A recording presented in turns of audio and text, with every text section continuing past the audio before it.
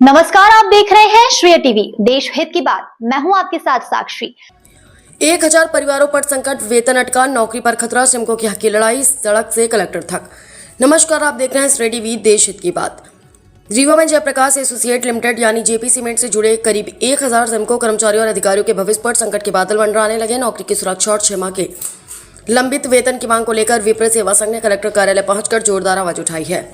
विप्र सेवा संघ के राष्ट्रीय अध्यक्ष राजीव शुक्ला के नेतृत्व में एक प्रतिनिधिमंडल ने रीवा कलेक्टर नरेंद्र सूर्यवंशी को ज्ञापन सौंपकर जेपी सीमेंट की जिम्स यूनिट में कार्यरत कर्मचारियों की समस्याओं से अवगत कराया। ज्ञापन में बताया गया कि मेडिकल और फायर विभाग के कर्मचारियों को नई कंपनी डालमिया द्वारा सेवा में रखा गया है, लेकिन सिक्योरिटी विभाग के कर्मचारियों को कार्य से अलग कर दिया गया है।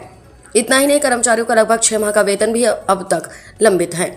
विप्र सेवा संघ का कहना है कि कई कर्मचारी 30 से 35 वर्षों से संस्थान में अपनी सेवाएं दे रहे हैं और अब सेवा जीवन के अंतिम दौर में है। बावजूद इसके उन्हें नौकरी की सुरक्षा और सेवा निरंतरता को लेकर कोई स्पष्ट आश्वासन नहीं मिल रहा, जिससे हजारों परिवार चिंता और असुरक्षा के माहौल में जीने को मजबूर हैं।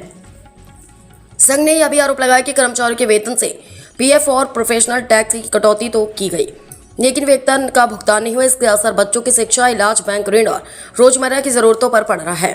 मामले को गंभीरता से लेते हुए कलेक्टर नरेंद्र सूर्यवंशी ने अतिरिक्त कलेक्टर को जांच के निर्देश दिए और संबंधित कंपनी प्रबंधन से चर्चा का उचित निराकरण सुनिश्चित करने की बात कही है। अब सभी की निगाहें प्रशासनिक कार्यवाही पर टिकी है। आखिर कब इन श्रमिकों को उनका हक और रोजगार की सुरक्षा मिल पाएगी। श्रेय टीवी के लिए अविनाश चतुर्वेदी की खास रिपोर्ट। यहाँ पे कलेक्टर साहब को ज्ञापन देने आए थे। ज्ञापन देने का उद्देश्य ये था कि अभी जो जेपी सीमेंट प्लांट है उसको टेक ओवर डालमिया ने कर लिया है और डालमिया आते ही यहाँ पे कर्मचारियों के ऊपर अपना शिकंजा कसना शुरू कर दिया है ना। लोगों को जॉब से निकाल रहा है, सैलरी नहीं दे रहा है। जो कमिटमेंट पूरी डालमिया जी ने किया था, यहाँ पे एक इन्वेस्टर मीट हुई थी, उन्होंने कहा था कि बिंद क्षेत्र में हम 3000 करोड़ रुपए यहाँ पे इन्वेस्ट करेंगे और हजारों लोगों को रोजगार देंगे।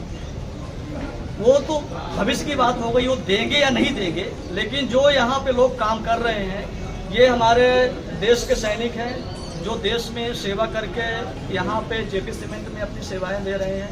किसी की सर्विस 30 साल हो गई, किसी की 35 साल हो गई, कोई लैंड दे करके यहाँ पे नौकरी मिला है। तो अब लगभग डालमिया को टेक ओवर करके 1 महीना पूरा होने वाला है, लेकिन अभी इन कर्मचारियों का, अधिकारियों का, हमारे श्रमिकों का जो भविष्य है अभी अधर में लटका हुआ है। जो मैनेजमेंट है वो अभी किसी भी डिसीजन तक नहीं पहुंचा है कि आखिर इन लोगों को आगे रखा जाएगा या निकाला जाएगा। पहला मुद्दा। दूसरा मुद्दा यहाँ पे ये है कि जब ये प्लांट को डालमिया चला रहा था उस समय प्रोडक्शन निकल रहा था और उस समय हजारों लोगों का 6 महीने का वेतनमान रुका हुआ है।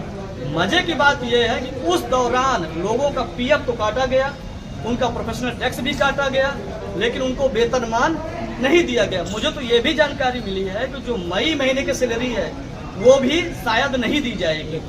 तो हम लोग इसी मुद्दे को लेकर के कलेक्टर साहब को ज्ञापन दिया। कलेक्टर साहब ने बहुत ही पॉजिटिव वे पे बात किया कि अभी कल हम एडिशनल कलेक्टर को भेजेंगे, उनका पक्ष भी सुनेंगे। आप लोगों का पक्ष हमने सुन लिया है और आप लोगों को न्याय दिलाया जाएगा, उसमें कोई और कसर नहीं छोड़ी जाएगी।